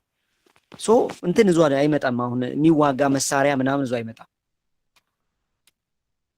ስለዚህ ውጊያው ያለው በምንተነፍሰው አየር በማይታየው ነገር ነው ያለው ማለት ነው። ስለዚህ እጽዋት ደግሞ ካሁን በፊት የእጽዋት ንቃተ ህሊና፣ እጽዋተ ነፍስ፣ እጽዋተ ፈውስ የሚባለው እድሜ ለካቶሊክ ይህ ጥበብ ተቀብሮ እንዲኖር በብዙ ጊዜ ቀብረው ቆይታለች። ለምሳሌ አሁን ጸበል አሁን ለብ ብሎ ውሃ ቢነካው ምን እንደሚሆን ታውቃላችሁ? አሁን ሰው ጸበል ለብ ቢል እንዴ ጸበል ለብ ሊል ይችላል እንዴ ይላል። ግን ጸበል ለብ ማለት ግን ምን ማለት መሰላችሁ? የበለጠ መለኮታዊ እሳት እንዲነሳሳ ማድረግ ማለት ነው። ብዙ ጊዜ አሁን እኔ ጸበል ለብ ይላል እንዲህ ይላሉ አንዳንዶቹ። እስቲል ጸበል ውሃ እሳት ሲነካው ምንድን ነው የሚሆነው? ምክንያቱም መለኮት ምንድን ነው? እሳት ነው አይደል? በእሳት ነው የሚመሰለው። ሰው ጸበሉን ለብ ስናደርገው እኮ የእሳትነቱን ባህሪ እንዲወጣ ማድረግ እንደማለት ነው። ሌላ ምንም ነገር የለም። እንዲሁም ጸበላት እኮ ለብ ያሉ አሉ አይደል? ለብ ብለው ወይም ሞቃት ሆኖ የሚፈውሱ ጸበል አሉ እኮ በተፈጥሮ የተሰጣቸው የራሳቸው ለብ ያለ ነገር። ሰው ጸበል ራሱ ለብ አድርጎ መጠቀም ራሱ ምን አይነት ኃይል እንዳለው ምን አይነት ኃይል እንደሚያወጣ ደግሞ ታዩታላችሁ። ሶ የጭስ ኃይልን መጠቀም ማለት ለምሳሌ በጣም በንጽህና ሆናችሁ በጣም ድንዛዜ ከበድ ያለ ስሜት ሲመጣ ከርቤ አለ፣ ዕጣን አለ፣ ዳማከሴ አለ፣ ጊዜዋ አለ፣ ግራዋ አለ። እነዚህ በጭስ መልክ ብንጠቀማቸው ባንዴ ባሉ የአየር አጋንንት አፍራሽ ኃይሎችን ከጸሎት ጋር ሆኖ ማለት ነው ከጸሎት ጋር ሆኖ ብትንትናቸውን ያወጡታል። ግን በጸሎት ፖርታላቸው መከፈት አለበት። በተለይ 5ቱ ቅንዋተ መስቀል በጸሎት እየጠራን ማለት ነው። ለምሳሌ ዕጣን በምናጠንበት ጊዜ ፊታችን ጸሎት እያደረግነን ግንባራችን እንዲመታው ጸሎት እያደረግነን ግንባራችሁን በምናደርግበት ጊዜ እዚህ ንቃተ አይናችን ወይም ሳይንስ ፔናል ግላንድ 3ኛው አይን የሚለው ግን ቤተክርስቲያን ንቃተ አይን የምትለው እሱ ላይ ያረፈ የዲጂታል ድግምት የዲጂታል ጨረር ብሉ ላይት ጥርግርጉ ነው የሚወጣው ባንዴ ማለት ነው። ግን ጭሱን እያሸተታችሁ 5ቱ ቅንዋተ መስቀልን 7 ጊዜ 9 ጊዜ በመጥራት መጸለይ ታዲስ ይሄ በቃ በጣም ያስፈልገናል። በቃ አሁን በጣም የሚያስፈልግበት ጊዜ ፀሐይ ከመግባቷ በፊት ቤትን ልክ በዚህ መልክ ማድረግ ቤት ላይ ሰላም ሲመጣ ታያላችሁ። ጭጋጉ ራሱ ሲቀል ይታወቃቸዋል። እጽዋት በዚህ መልክ እኛን ለማገልገል ተነስተዋል። ይሄ ሰው የእጽዋትን ኃይል በዚህ መልክ መጠቀም እንችላለን። እጽዋት ደግሞ እንደገና ከጸበል ጋር አንዳንድ ሰው እንዴ እጽዋት ከጸበል ጋር ይቻላል እንዴ ይላሉ። ደግሞ አሁን ይሄ እውቀት እኮ ብዙ ጊዜ ተደብቆብናል እኮ አሁን ነው እየወጣ ያለው። አው ሰው 3 ነገር ነው የሚጠቀመው አይደል? እጽዋት አለ፣ ጸበል አለ፣ ጸሎት አለ። 3ቱ ነገር አንድ ላይ ሲሆን መቃብር ይፈነቅላል። በጸሎት በጣም የደከምን ሰዎች እጽዋትን ስንጨምር ይበልጥ እንጠነክራለን። ጸበልን ስንጠቀም ይበልጥ 3ቱንም ስንጠቀም ይበልጥ እንደገና ደግሞ እምነት ስንጠቀም ደግሞ 4 ይሆናሉ። መቃብር ፈንቃይ ይሆናል ማለት ነው። አያችሁት? ምክንያቱም ስርዓቱ በአንድ ብቻ አይደለም የሚዋጋል። ስለዚህ ጭስ የእጽዋት ጭስ ማለት ይሄ ነው። ሁለተኛው ቅድም እንዳልኳችሁ ጸበል ጋር ተያይዞ ጸበል በሁለት መልኩ ልንጠቀም እንችላለን። ቤተክርስቲያን እንደምታስተምረው አንድ የገዳማት የቤተክርስቲያን ጸበል የቅዳሴ ጸበል እሱ ምግብ ሳንበላ የምንጠቀምበት ነው። ሁለተኛው ግን ጸበል ደግሞ ራሳችን ማዘጋጀት እንችላለን። ቅዱስ ውሃ እንዴት በማድረግ ቅዱስ ውሃ እናዘጋጃለን የጸሎት ክፍላችን። ከዛ በኋላ ጸሎት ባደረግነን ቁጥር ሁሌ እፍ ስንልበት ቻርጅ እናደርገዋለን። መንፈሳዊ ኃይል ቻርጅ እናደርገው። ምክንያቱም ውሃ መረጃ ይዛል። የምንጸልየውን ጸሎት ድምፅ እያሰማን በምንጸልይበት ጊዜ ያ ነገር ውሃው ላይ ቅዱስ ጂኦሜትሪ ይሰራል። እዛ ላይ ደግሞ እጽዋት ጥናዳም ጊዜዋ ወይም ደግሞ ሊዮሚ በተለያየ ጊዜ ብንጠቀምባቸው ብንጨምርባቸው፣ ለምሳሌ ምሽት ላይ ቢያመን ወይም ደግሞ በጣም የሚከብደን ከሆነ በዛ መጠመቅ ተጠምቀን መተኛት እኮ ምንም እኮ ሌላ ነገር አይደለም እኮ ጎበዝ። ያንን ተጠምቀን በተኛን ቁጥር ሙሉ በሙሉ ሰውነታችን ስጋችን ላይ ያረፈ የሜትሪክስ ጭጋግ ዲጂታል ሞገድ ድምጥ ማጡ ይጠፋል። የስጋ ተፈጥሯዊ ቀዳዳዎች ፖርታሎች ይከፈታሉ። መረጃ የመቀበል የመስጠት የመተንተን ኃይላቸው ይጨምራል። የንቃት አይናችን ይከፈታል ማለት ነው። ጸሎት ላይ ስንደክም እጽዋት ማንሳት አለብን ወይ ጸበልን ማንሳት አለብን። አንድ መሳሪያ ብቻውን አይጠቅምማ። አያዋጣም። ሶ ስትራቴጂ መቀያየር አለብን። በመንፈሳዊ ዓለም መንፈሳዊ ስትራቴጂ መባል እኮ አለብን። መንፈሳዊ ስትራቴጂ መጠቀም አለብን። ይህ ስጋ ስትራቴጂ አይደለም። መንፈሳዊ ስትራቴጂ በአንዱ ሲዋጋ ሌላኛውን ስትራቴጂ መቀየር። አንዳንዴ እኮ ስጋ ስራ ሲበዛ እስቲ ምን አይነት ስትራቴጂ ልቅረስ ተብሎ ይህም በዚህ ብናረገው እንደዚህ ብናረገው እኮ ይሳካል ምናምን ይላል አይደለ? አንዳንድ ሰው መንፈሳዊ ስትራቴጂም ያስፈልገናል እና እነዚህ ነገሮች በጣም ወሳኝ የዘመኑ ቤተክርስቲያን የሰጠችን ግን እኛ የተውናቸው የጣልናቸው ማንጠቀምባቸው ግን ብዙ ነገር መክፈት የሚችሉ ማስተር ኬይ ሮያል ኬይ ከዛም በላይ ደግሞ ይህን ባረግነን ቁጥር እነ ቅዱስ ቁርባን ይመጣል፣ ስግደት ይመጣል። ሌሎች ነገሮች ሲጨመሩ ሙሉ ኃይሉን ነፍስን ባትሪ ቻርጅ ያደርጋሉ ማለት ነው። ሶ የትኛውም ዓለም በየትኛውም ሰዓት መመልከት ያለብን የነፍስ ባትሪ ስንት ፐርሰንት ላይ አለ ብለን ማሰብ አለብን። ነፍሴ ፕሮፊት ላይ ነው ያለችው ወይስ ኪሳራ ላይ ነው ያለችው የሚባለውን ነገር ማሰብ አለብን። የመጣ ነው የነፍስ ትርፍ ለማፍራት እንጂ የስጋ ትርፍ ለመስራት አይደለም። መክሊት የሚያሳየን ያንን እና እነዚህ ነገሮችን ስናደርግ እንደየደረጃችን የምንዋጋባቸው የመንፈሳዊ መታጠቂያዎች እየተሰጡን ይሄዳሉ። ለምን? በጣም ስውር የሆኑ በጣም ኃይለኛ ወታደር የሆኑ ሰዎች የሚዋጉበት ስውር ሰንሰለት አለ፣ ስውር መንገድ አለ። ያ ደግሞ የሚገለጥ መጀመሪያ ስቴጅ አለው። ከአንድ ወደ 2 3 እያለ ሲሄድ ነፍስ በውስጥ በኩል ይህንን እንደ መንፈሳዊ መዋጊያ ተጠቀም ብላ ትናገራለች። ከዛ ያንን ስትተገብር ሌላኛው ደግሞ ይገለጣል፣ ያንን ስትተገብር ሌላኛው ይገለጣል እያለ ነው የሚሄደው። እንደዛ ነው እያደረገ የሚሄደው። ግን አሁን ባለንበት 3ኛው ዳይሜንሽን ወይም 3ኛው ልኬት ላይ በዛም ብዙ ነፍሳት ይበዛሉ።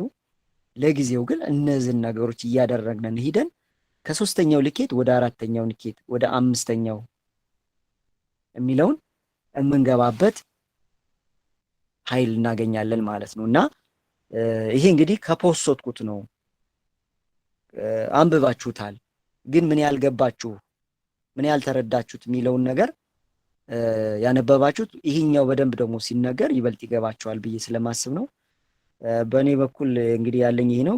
ክብር ለእግዚአብሔር ይሁን። እግዚአብሔር ይስጥልኝ። ቃልህ ያሰማልን መምህር። ያሰማልን ወንድማችን። አሜን። ቃልህ ያሰማልን። አሜን። ቃልህ ያሰማልን መምህር። አሜን። እግዚአብሔር ይስጥልን። ቃለ ሕይወት ያሰማልን። እግዚአብሔር ይስጥልን። ቃለ ሕይወት ያሰማልን። በጣም ሀሪፍ ትምህርት ነበረ። እናመሰግናለን መምህር።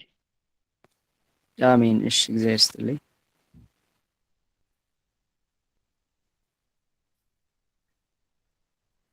ይህን ይመስላል።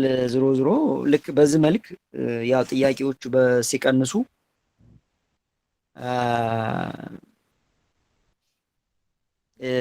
ሲቀንሱ በዚህ መልክ ደግሞ ከተፖሰቱት በጣም ወሳኝ የሚባሉት ርዕሶችን እያነሳን መነጋገር እንችላለን ማለት ነው እና በዛ መልክ ብናረገው ጥሩ ይመስለኛል። ባይዘው እንደዛ ብናየው ይሻላል።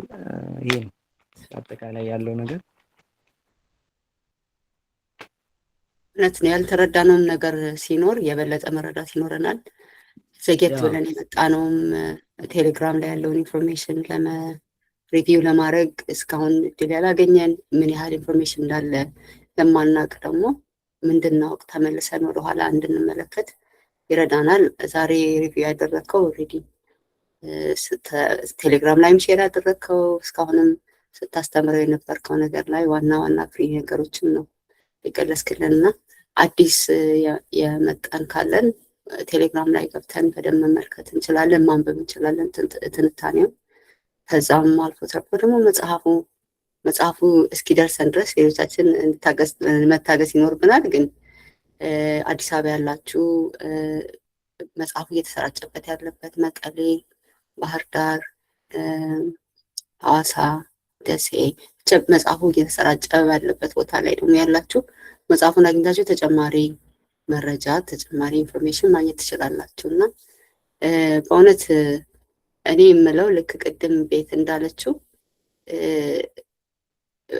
ምን አሁን ይሄ ኢንፎርሜሽን ዘመን ነው እና ነገሮችን ጉግል አድርገን እናገኛለን፣ ሰርች አድርገን ግን የነገሮች ችግሮችን ማወቅ ወይም አሁን ዓለም ዙሪያ ያለውን ችግር ማወቅ ብቻ አይጠቅምም። ስለ ጸሎት ቤተክርስቲያን ትሰብከናለች ከልጅነት ጀምሮ። በተለይ ኦርቶዶክስ ሃይማኖት ተከታዮች ከሆነ የምናድግበት ነው፣ ግን ጥቅሙን አንረዳም። ከምን እንደሚጠብቀን እንደ ኦፕሽናል ነገር ነው የምናስበው። በጣም የእግዚአብሔር ሰው የሆነ ሰው ጨዋና ስርዓት ያለው ሰው ጸሎት የሚጸልይ፣ ሌላው ደግሞ ያው እግዚአብሔር ይጠብቀዋል አይነት ነው አመለካከት ያለን ብዙ ጊዜ። እና ግን የጸሎትን ጥቅም ስናውቀው ልክ ሌላ ነገር እንደሚጠቅመን ስለምናውቅ እንደምናደርገው መተግበር እንጀምራለን። እና እዚህ ላይ እኔ ምንም የምጨምረው ነገር የለም። ግን አንድ ጥያቄ ተነስቶ ነበረ የጸሎት ፔጃችን ላይ 36912 ላይ እና ስመኘው ነበር ይሄን ጥያቄ ያነሳው። እሱ ምን አለ? እስቲ ጥያቄውን ላንብበው እና ለዛ ለመመለስ ፈልጌ ጊዜ አላገኘውም። ጥያቄውን አንብቤዋለሁ፣ ግን እናንተ ሁሌ በሰዓት ስለምትቀድሙኝ ቆይ እስቲ ነገ ልኳለሁ ቆይ እያልኩኝ ያው ዛሬ ደረስን። እዚህ እናንተ ብዙዎቻችሁ እዛም አላችሁ እና ሌላው ደግሞ እዛ ላይ በጽሁፍ ገልጸዋለሁ። እና ጥያቄው ምንድን ነው የሚለው? ሰላም የእግዚአብሔር ቤተሰቦች እንደምን አላችሁ? በያላችሁበት ሰላማችሁ ይብዛ። ለዛሬ አንድ ጥያቄ ነበረኝ እና እስኪ ሁላችሁም ሀሳባችሁን አሳውቁ አስቀምጡ ነው የሚለው። መጽሐፍ ቅዱስ ማቴዎስ 6:5 ላይ ስለ ጸሎት እንዲህ ይላል፣ በጸለያችሁን ጊዜ እንደ ግብዞች አትሁኑ፣ ለሰዎች ትታዩ ዘንድ በምኩራብና በመንገድ ማዕዘን ቆመው መጸለይን ይወዳሉና ይላል። እና ይሄንን ስንመለከት ይመስለኛል አሁን በጸሎት ግሩፓችን ላይ አጫጭር ጸሎቶችን ማካፈላችን ከእንደዚህ አይነት ነገር ይቆጠርብናል ወይ ከንቱ ውዳሴ ይሆናል ወይ ብሎ ጠይቆ ነበር። እና ጥሩ ጥያቄ ነው በእውነት።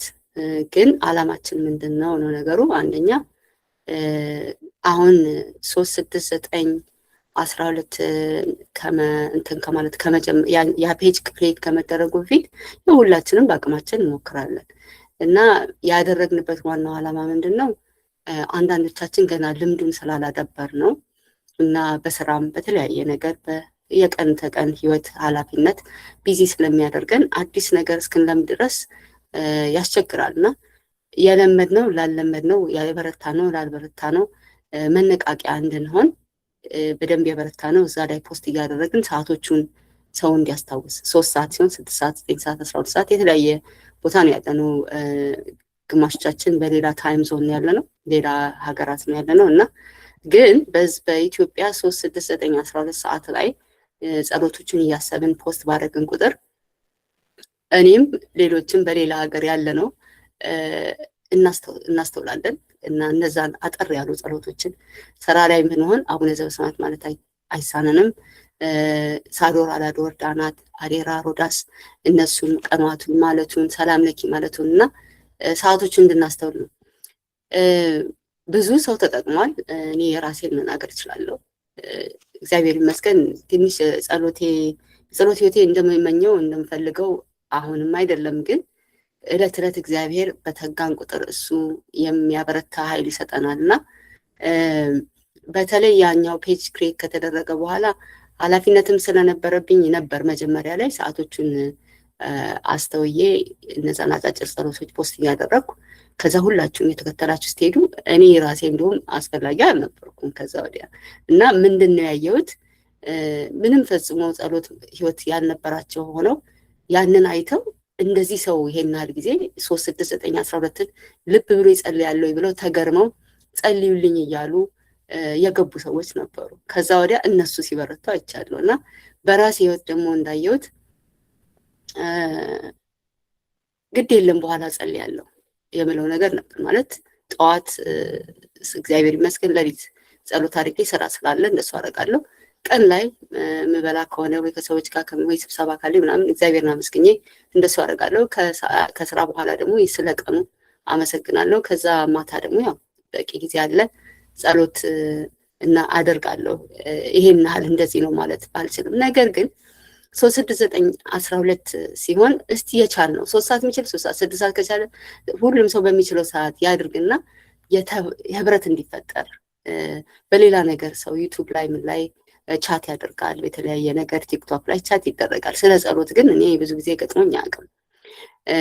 የጸሎት ፕሮግራም ካለ ይጀመርና ያልቃል።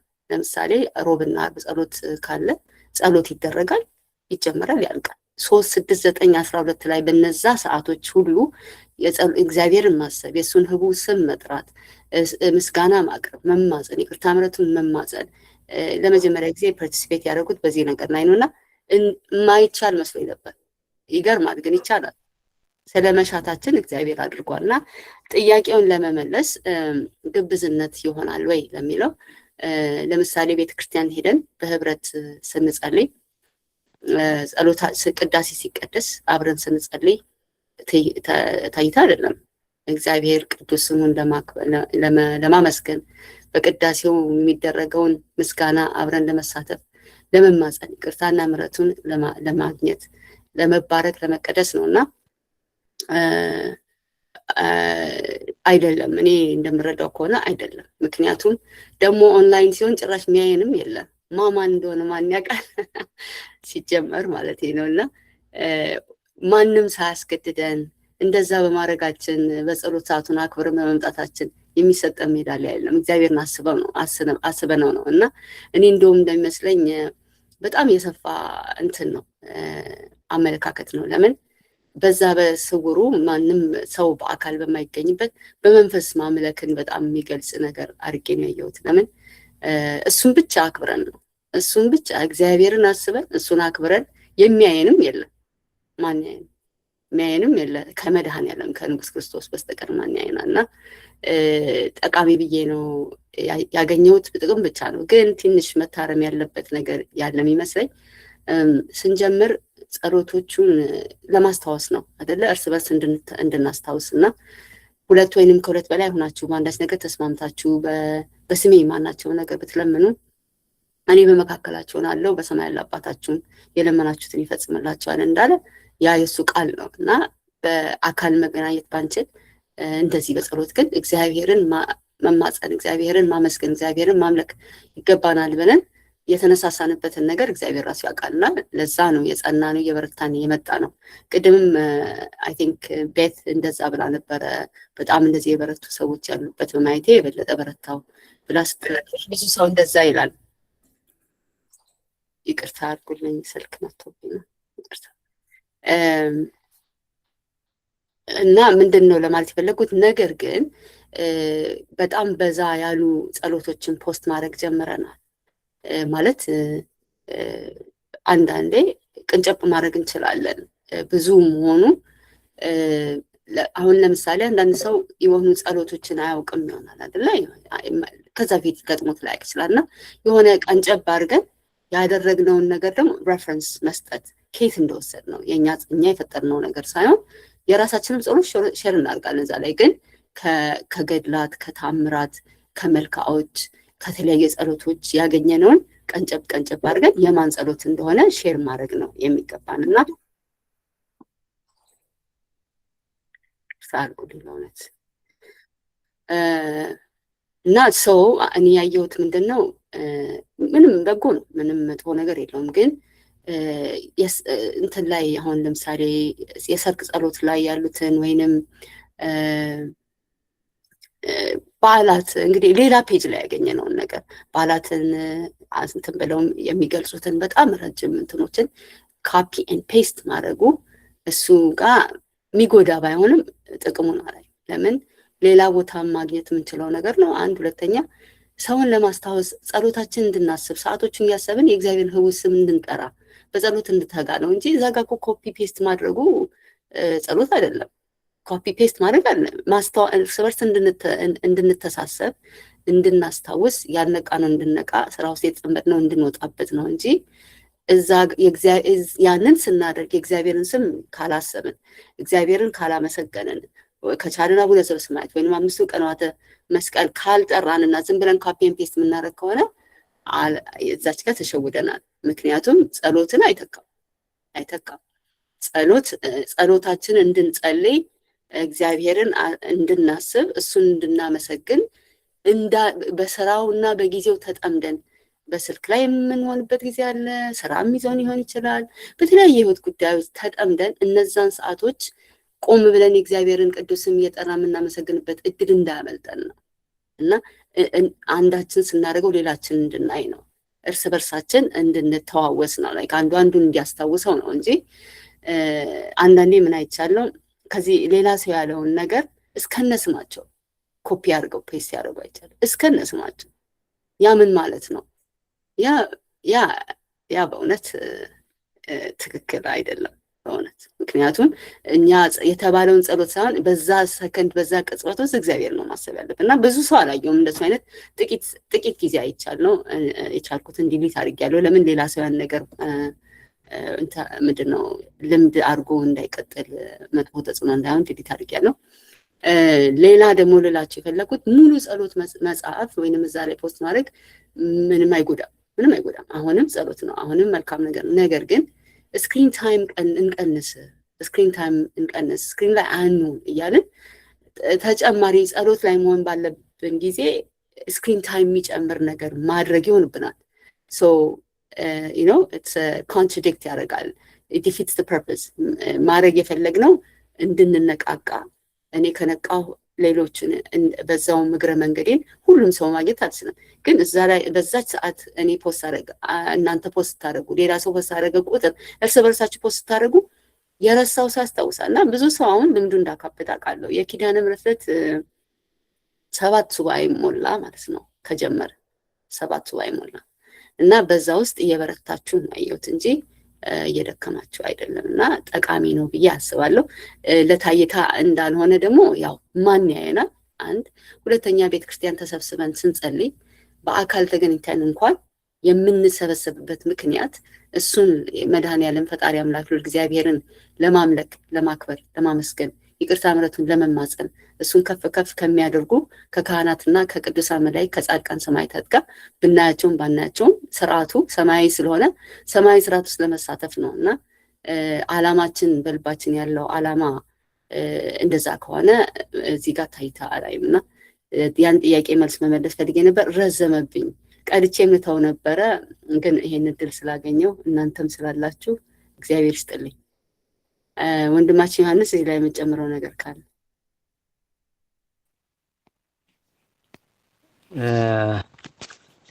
ኦኬ። አይ ብዙ አልጨምርም። ያው ብዙ ሞሮፍ በጣም ዲቴል ስለሄድሽበት እኔ ምንድነው ታይታ አይሆንም የሚባለው ሲጀመር እኛ አሁን የዚህ ዘመን ሰዎች ትትና ምግባሩም የለንም እና ትትና ወይ ምግባር ኖሮን ከአይን የምንገባ ሰዎች አይደለም። ባይዘው እኛ ምንድነው እንደው በቃ ትትና ምግባር የምትለዋን ነገር ለመድረስ እንደው ከአባቶችም ነፍሳችንም ከምጠፋ በቸርነቱ ተባስታ እንደው እንድንድን ብለን ውሃ እኔ አሁን የኛ ያለንበትን ጩኸት ምን ብዬ ልግለጸው መሰላችሁ? ለምሳሌ ውሃ ማይችል ሰው አለ አይደል? ውሃ ማይችል ሰው፣ ዋና ማይችል ሰው ውሃ ውስጥ ገባ።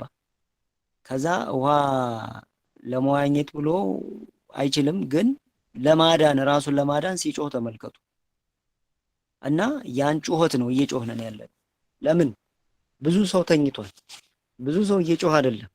ብዙ ሰው ጥልቅ እንቅልፍ ውስጥ ነው ያለው። ልዩነት አለው። እየጮሁ መተኛ፣ እየጮሁ መሞትና ሳይጮሁ መሞት ልዩነት ስላለው ወበስ አሁን እኛ አድነን አውጣን ብለን እንባ እዝነ አለቀስ ነው። እውነት ለመናገር እንደ አባቶቻችን አይደለም። ግን ደስ የሱን ቃል ባወጣን ቁጥር እግዚአብሔር ስለማይተወን ተስፋው ደግሞ እሱ ነው። ምክንያቱም እኛ አንድ እርምጃ ወደ እነሱ ስነድ እሱ ደግሞ 100 እርምጃ ወደኛ ስለሚመጣ አድነን ብለን መጮህ፣ አድነን ብለን መሞት ራሱ ቫልዩ አለው። አድነን ሳንል ሳንጸልይ መሞት ግን ከጨለማው ዓለም ጋር መስማማት ስለሆነ በዛው ስለምንጠፋ ነው። ስለዚህ ይሄ እኛ የተለየ እዛ ጸሎት ላይ እንደዛ መሆናችን የተለየ ሰዎች ሁነን አይደለም። ባይዘዎች ጻድቅ ነንም አላለም። እንደዛ ምን የሚልም የለም። ደስ በጸሎት እንተሳሰብ። የተለያዩ ቦታ ያለን ሰዎች በዛች ሰዓት ጸሎት ስናደርግ እኛ በስጋዊ ባንገናኝም በመንፈሳዊ ረቂቁ ዓለም ግን ነፍሳችን ይገናኛል። በረቂቁ ዓለም ግን በጸሎት ሰዓት ስንቆም የሚሰራው ቅዱስ ጂኦሜትሪ አለ። ያ ቅዱስ ጂኦሜትሪ ደግሞ ክብ ይሰራል። ክብ ሲሰራ ደግሞ ብዙ የነቁ ነፍሳትን ወይም ደግሞ ብዙ ሌሎች ነፍሳትን የመጥራት ኃይል አለው። ከእግዚአብሔር ቸርነቱን የመቀበል የማግኘት እድላችን ከፍ ያለ ነው። ለምን ምንድነው? በእግዚአብሔር ቸርነት ነው። የእግዚአብሔር ቸርነት የሚሰራው ግን በምንድን ነው? እኔ ለምሳሌ እኔ በገባኝ መልክ በምሳሌ ብዙ ጊዜ ለመግለጽ እሞክራለሁ። የእግዚአብሔር ቸርነት የሚሰራው ለምሳሌ በሂሳብ ስሌት 1 እና 0 አለ። 1 ሲባዛ በ1 ሚሊዮን ወይም በ1 ቢሊዮን 1 ቢሊዮን ነው።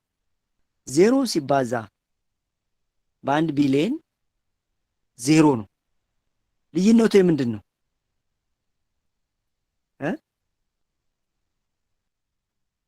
ያብዥ ነው አይደል? ማባዛቱ እኮ አልተቀየረም። 1 እና 0 ናቸው ውጤቱን የቀየሩት። ማንኛውም ነገር በ0 ሲባዛ ያው 0 ነው የሚያመጣው። ማንኛውም አንድ ነገር ግን በቢሊየን ሲባዛ ቢሊየን ያመጣል። ሶ የእግዚአብሔር ቸርነት አለ፣ ኢንፊኒቲቭ ነው። እንዲገባን ስለፈለኩ ነው። ኢንፊኒቲቭ ነው። እኔ መረዳበትን ነው እየተናገርኩ ያለሁት። የእግዚአብሔር ቸርነት ኢንፊኒቲቭ ነው። ቢሊየንም በሉት ሚሊየንም በሉት በቃ ደስታ አለ። የእግዚአብሔር ቸርነት ምንድነው? በእግዚአብሔር ቸርነት። ነገር ግን እኔ 0 ላይ ነኝ። እኔ 0 ላይ ሁኜ የእግዚአብሔር ቸርነት አይሰራም። ለምን? የኔ አንዲት ነገር ግን በቸርነቱ ስትባዛ ግን ቸርነቱ እኔን ለማዳን ይበልጥ በጣም ብዙ ነገር ይሰራል። ለምን? እግዚአብሔር የሚያድነው በምንድን ነው? በምክንያት ስለሆነ የሚያጸድቀውን በምክንያት ነው፣ የሚኮንነውን በምክንያት ነው። ስለዚህ እምሰራት አንዲት ነገር ምንድናት? ጩኸት ናት። ለምሳሌ አድነኝ ብዬ በዚህ ሰዓት ብጸልይ ብጮህ አንዲት ነገር እየሰራው ነው። እቺ አንዲት ነገር ግን በእግዚአብሔር ቸርነት ትባዛለች ነው። በእግዚአብሔር ቸርነት ስትባዛ የእሱ ጥግ ጥሩ ስለሆነ በእሱ ቀሚስ ውስጥ መግባት ይችላል። ስለዚህ የኔ ጩኸት ያስፈልጋል ነው። ስለዚህ የኔ ጩኸት አሁን የኔ የጸሎት ሰው ነኝ እንዲህ ነኝ ምናምን ለማለት አይደለም። በቃ እኔ ከልቤ አድነኝ ብዬ ነው የምጸልየው። በዛ ሰዓት ስጸልይ ቀራንዮውን እያሰብኩ ነው። ስጸልይ አድነኝ እያልኩኝ ከአባቶች ርስት አካፍለኝ፣ ቸርነትን አትንፈገኝ፣ ቸርነትን ፍቅርህን ስጠኝ እያልነው የምጸልየው። አድነኝ እያልነው ነው። ካለ መጸለይ ደግሞ መጸለይ ይሻላል። ካለ መጮህ ደግሞ መጮህ ይሻላል። ሳይጮሁ ከመሞት ይልቅ ደግሞ እየጮሁ መሞት ይሻላል። ለምን? ቢያንስ ሚዛኑ ይቀላል። እየጮኸ ነው የሞተ ይባላል አይደለም? የሚገርም አንድ መጽሐፍ ሳነብ ምን አገኘው መሰላችሁ? ልክ ነፍስ ስታልፍ የመጀመሪያው ጥያቄ የት ነበረች ነው። ልክ ነፍሷ ከስጋዋ ስትለይ ቦታዋ የት ቦታ ነው ያገኛችኋት ነው ጥያቄ። ለምን? ያኛው ይሄ ቦታ ሚዛኗን ስለሚያቀልላት ወይ ይጨምርላታል ማለት ክብደቷን ወይ ይጨምርላታል ወይ ክብደቷን ይቀንስላታል።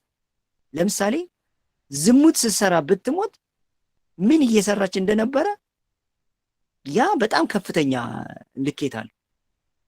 ደግሞ ቤተክርስቲያን ላይ ሆና ስትጸልይ ብትሞት ደግሞ የት ነበረች የሚለው ነገር ቀላል አይደል። ያቺ ነፍስ የወጣችበት እየሰራች የነበረችበት ቦታ በጣም ወሳኝ ነው ባይዘው በረቂቁ ዓለም። ስለዚህ መጸለያችን መጮሃችን ትትና ኑሮን አይደለም፣ ምግባር ኑሮን አይደለም። ጀስት ግን በቃ እግዚአብሔር አምላክ እንዲያድነን የግድ መጮህ መጸለይ ስላለብን ግዴታ የነፍስ ቋንቋም ስለሆነ ጸሎት የነፍስ ነዳጅም ስለሆነ መጸለይ ስላለብን ነው። አሁን እኛ በተለያየ ቦታ ተገናኝተን እንዲህ ብለን ምናምን አልጸለይም። የትኛው ይቁም የትኛው ይኖር ምናምን አናውቅም። ባይዘው ሶ ግን በዛች ሰዓት ግን ስንጸልይ ጀስት የቀራንዮውን እያሰብነን ነው። በዛች ሰዓት ስንጸልይ የጸሎት ፖርታሎች ይከፈታሉ። ጸሎታችን ቀጥታ ይገባል ብለን እናምናለን። እግዚአብሔር በቸርነቱ ይቀበላል። ቆሸሸም ምናለም በቸርነቱ አጸድቶ አብዝቶ ይቀበለዋል። 4 ነጥብ። ለምን እሱ ወደ ምድርም ሲመጣ ለጻድቃን አይደለም ለኃጥአን ነው። እንደኛ አይነቱ ለጎሰቆለ ነው የመጣው። ሶ እኛ ደግሞ ጎስቆለናን፣ ደካሞች ነን፣ ምግባር የለንም። በተለይ መጨረሻው መጀመሪያ ላይ ስላለን ብዙ ፈተናዎች አሉን። ሶ መጸለይ መጾም አለብን፣ መጮህ አለብን። ይህን መረዳት ያለብን በዚህ ነው እንጂ እኛ የጸሎት ሰዎች ነን እንዲህ ምናምን አይነትም አይደለም። ዓላማው እንደዛ አይደለም። በዛች ሰዓት ግን መተሳሰብ፣ በቃ መተሳሰብ፣ ለጸሎት ስሙ ራሱ መከፈቱ እዛ ውስጥ ራሱ መኖራችን ደስ እንድንተሳሰብ ያደርገናል። እና ሲከፈትም ዋናው ዓላማው ለመመጻደቅ ለምናምን አይደለም። ጀስት በቃ ለመተሳሰብ በጸሎት እኔ እዚሁኝ ስጸልይ ራሔል ያለችበት ቦታ ስጸልይ በጸሎት በአንዲት ሰዓት እንገናኛለን። ተመሳሳይ ያደርገናል። በዛች ተመሳሳይ ሰዓት የብዙ ነፍሳት ጩኸት በእግዚአብሔር ሲባዛ ምን መጋረጃ ይቀዳል? ምን ምሕረት ይዞ ይመጣል ነው ጥያቄ። ፎርሙላውም ያ ነው። ሰማይ አልጎሪዝም እንደዛ ነው እንጂ እንደ ግብዞች እንደ ሰዱቃውያን ምናምን የሚል ነገርም የለንም። እኛ እዚህ ጋር ሲጀመር አሁን ያለንበትም ደግሞ ዘመናዊ ዓለም ላይ ነው ያለነው። ዲጂታል ዓለም ላይ ነው ያለነው። ሶ ዲጂታል ዓለም ላይ ስንኖር ደግሞ ረቂቅ ነው። ሶ ምንድነው ስርዓት ዶግማ አልጣስንም። ግን ምንድነው መሳሪያውን ግን ተጠቅመናል። መሳሪያውን ደግሞ መጠቀም እንችላለን። ቱሉን መጠቀም እንችላለን። ቱሉን መቀጥቀጥ እንችላለን። ቁስን መቀጥቀጥ እንችላለን። ቁስን ባሪያ እንዳያደርገን ግን ማድረግ እንችላለን። ልክ አሁን የምንጠቀምበት እኮ ይሄ ሁሉ ማለት በአካል እንኳን ማንተዋወቅ ሰዎች አሁን ይሄው እየተገናኘን ነው። ማን የሰበሰበን? እግዚአብሔር መንፈስ ቅዱስ። ዓላማው ነው የነፍስ መዳን ነው የሰበሰበን። የነፍስ ዕውቀት ነው የሰበሰበን ባይዘወይ እንጂ በአካል በፊዚካል እኮ አልተዋወቅንም።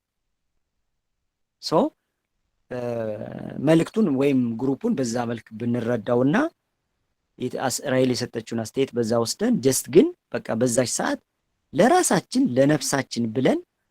ለነፍሳችን ብለን እግዚአብሔር ጋር መገናኘት እንደምንችል አምነን 1 ደቂቃ ለጸሎት መቆም የሚባለውን ግን በድግግሞሽ መስራት አለብን። መረዳት ያለብንም ያን ነው። ለምን እዚህ ቤት የሚሰጥ ስልጠና ምክረ ስልጠና ቲዎሪ አይደለም፣ ዕውቀት አይደለም፣ መረጃ አይደለም። የሚሰጠው የነፍስ ዕውቀት ነው። ረቂቅ የርቃት ዕውቀት ነው የሚሰጠው። ይሄ ነፍስ ዕውቀት በተግባር የሚቀየር እንጂ ዝም ብሎ እንደ አሳማ ዘንተኝተን የምንለው ነገር አይደለም። እኔ ለምሳሌ ማላደርገውን ነገር እዚህ ላይ ምክረ ስልጠና ብሰጣችሁ እውነቴን ነው የምነግራችሁ፣ የለውም በቃ እጠፋለሁ እኮ። የለውም ማለት ኃይሉንም አላገኙም እኮ። አይሆንም እኮ። እንዴት እኔ እንዴት ኃይሉን አግኝቼ እናንተ ጋር ልቀጥል እችላለሁ? እስከዚህ ድረስ አልችልም። ሶ ማደርገውን ነው እየመከርኳቸው ያሉት። ሶ ምክር ደግሞ ሲሰጥ የሚደረግ ነገር ሆኖ ሰው የተገበረው ያለፈበትን ሲመክር ኃይል አለው፣ የመቀየር ኃይል አለው። ስብከት ወይም ስልጠና 2 አይነት ነው። ደረቅ ዕውቀት አለ፣ መንፈስ አለ። አንዳንድ ሰው በደረቅ ዕውቀት ይሰብካሉ። የአሁኑ አይነት ዕውቀት የአሁኑ አይነት ስብከት ደረቅ ዕውቀት ይባላል። ንዝረትም የሌለው ደረቅ ብቻ። ያ ማለት ነፍስን ወይም ጆሮን የማይስብ ውስጥ ገብቶ የነፍስን ኃይል የሚያነቃቃ አይደለም። ቃሉ የእግዚአብሔር ቃል ነው። ግን የእግዚአብሔር ቃል በአንደበት በኩል ሲወጣ መፈንቅል ይሰራል። የሥጋ መፈንቅል ይሰራል። ልክ ቅዱስ ጴጥሮስ በአንድ ስብከት 3000 ነፍሳትን እንደሰበከ ማለት እንደመለሰ። ደረቅ ዕውቀት ማለት ደረቅ ምክር ዕውቀት በሉት። ከአዳራሹ እንደወጣችሁ በቃ ትረሱታላችሁ፣ የላችሁ። ሰው ግን ከመንፈስ ደግሞ ይመክራል፣ ከመንፈስ ይሰብካል፣ ከመንፈስ ያስተምራል። ከመንፈስ ሲያስተምርና ሲመክር ግን አጥንትንም ይቀጠቅጣል፣ ኃይልም አለው። ያን ሰው የመለወጥ ኃይልም አለው። ግዴታ እንዲገዛም ያደርገዋል። ለምን? የእግዚአብሔር ኃይል ስላለበት። ባይዘው አንዳንድ ሰዎች ቃል ሲናገሩ ራሱ አእምሯችሁ ከሞታችሁም በኋላ ምን ያልበት አጥንታችሁ የማይረሳው ሰዎች አሉ። ያ ማለት አባቶቻችን በመንፈስ ሆነው የጻፉት መጽሐፍ ስናነብ እንነቃለን፣ ይመግበናል። ልክ እንደዛ ሁሉ ወደ ጥልቅ አልግባ። ዞሮ ግን እኛ ለመተሳሰብ እግዚአብሔርን ለማሰብ ነፍሳችን ለማዳን ይሄ ስርዓት እየቀጠለ እየበዛ ሲሄድ ብዙ ነገሮችን ስለሚከፍት ብዙ ነፍሳትን ስለሚያድን የኛ በዛ ውስጥ መግባት ጸሎት መቆም በጣም አስፈላጊ ነው። እኔን አሁን በአካል አታዩኝም። 6 ሰዓት ላይ ስጸልይ እኔን አታዩኝም። በቃ ግን የት ልሁን እንዴት ብዬ ልጸልይ ምን አይነት ጸሎት ልጸልይ አላውቅም። አታውቁትም እናንተ ግን እጸልያለሁ። ይሄ ደግሞ እንደ ሰዶቃውያን አይሆንም።